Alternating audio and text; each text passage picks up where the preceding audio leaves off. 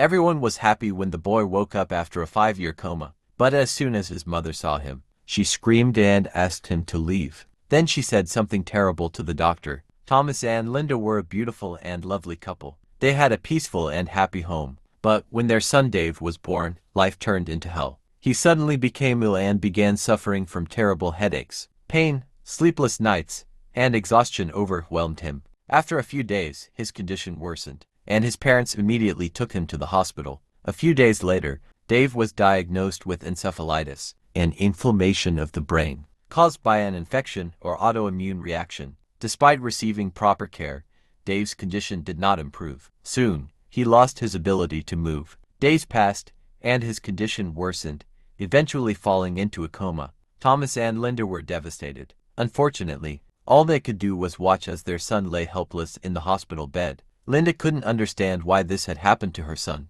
He had always been full of energy and healthy, and then, suddenly, he fell into a coma. This deeply affected her both mentally and physically, leading to weight loss and a loss of interest in activities that once brought her joy. In contrast, Thomas was an optimistic man. He sought help from different doctors and counselors, hoping to find a solution to his son's problem. Sadly, none of his efforts were successful. Months passed, and Dave remained in a vegetative state. He was only 7 years old, but he faced challenges that most adults would never experience in their entire lives. Still, the couple held on to hope that everything would turn out all right. One day, the doctor called them into his office and said that their son would likely remain in a coma for the rest of his life. To make matters worse, the doctor told them there was no longer any hope for Dave's recovery and suggested they take him home and hope for a miracle. Have you ever felt completely helpless? That awful moment when you can't save your loved one, no matter how much you want to.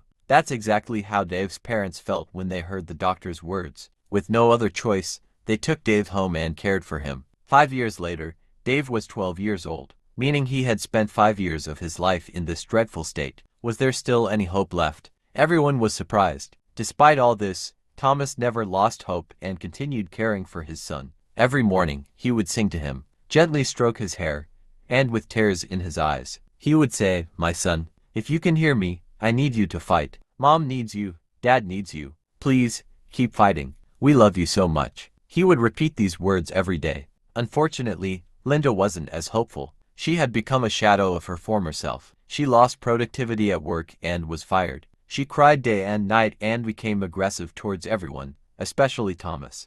Night, as Linda poured out her pain and frustration, Thomas got angry with her. "You need to pull yourself together. You are not the woman I married. When was the last time we were together? When was the last time we sat down at the table together?" he shouted. "Yes, I've changed. That's what happens when your son has been in a coma for 5 years. I hate this. I hate my life. I'm tired," Linda responded. Once, they were a loving and happy couple who understood each other. But as Dave's condition worsened, they began arguing constantly. Sometimes, they would go to bed without saying a word to each other. Soon, Linda started to feel resentment towards her son, blaming his illness for robbing them of the joy and happiness they once had. "Why can't he just wake up? Doesn't he know how? Is it worth sitting here and waiting?" she questioned. One day, Linda sat on the bed, overwhelmed by memories. She thought about the days when they all laughed, went on vacations together, and held hands. Tears of joy would fill her eyes, but now it was all gone. All because of Dave.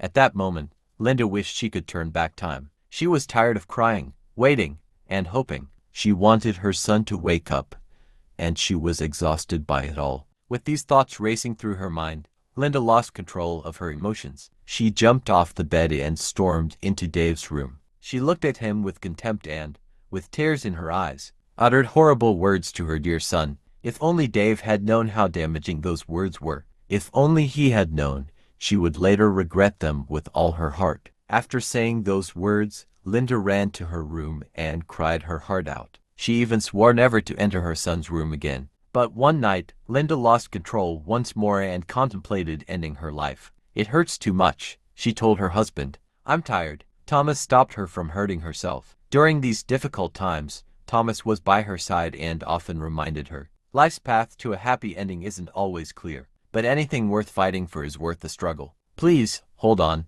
Unfortunately, Linda's mental health worsened, and Thomas had to take her to the hospital. She was admitted and, with the help of a psychologist, gradually recovered. After this, Linda became much more stable. She and Thomas rekindled their old relationship, and Linda even found a new job where she worked hard. Together, they supported each other and never lost hope that their son would recover, no matter if it took a day or even 100 years. Linda, with a trembling voice, asked, "Sweetheart, is that you?" At that moment, Dave opened his eyes again before closing them once more. Linda and Thomas couldn't believe what they were seeing. Without wasting any time, they rushed Dave to the hospital. The doctors gave him intravenous injections and other supportive treatments. After a few weeks of care, Dave was finally able to speak again. But what he said next was unexpected and heartbreaking. As soon as Dave saw his mother, he screamed and asked her to leave. "My son, I'm your mother," Linda said, but Dave screamed even louder, demanding that she leave. Thomas hurried to his wife, hugged her, and took her out of the room. Inside the room, only Dave and the doctor remained. The doctor gently asked Dave why he didn't want to see his mother, and the boy's response was shocking. "My mom hates me, and now I hate her too," Dave said. Then, he revealed that while he was in a coma, he had been aware of everything. He told the doctor, "Mom hated me and wanted me to die, so she and Dad could be together again." The doctor relayed everything Dave had said to Thomas and Linda. When Linda heard the doctor's words, her eyes filled with tears, and she deeply regretted all the things she had once said. She was too ashamed to look her son in the eye. Every morning, she sent handmade cards to Dave with one word written on them: "Sorry." After doing this for a week, Linda decided to apologize in person. She and Thomas went together to ask for their son's forgiveness. Thomas explained to Dave that Linda hadn't meant any of the hurtful things she said. It had just been a very difficult time for her. Dave, with tears in his eyes, walked up to his mother and said, "Mom, I forgive you." He then thanked his parents for all the support they had given him over the years. A month later, Dave was discharged from the hospital. He still couldn't walk and had to use a wheelchair, but the doctors assured him that he would be walking soon. Dave received all the support he needed from his parents, and once again, they became a happy family.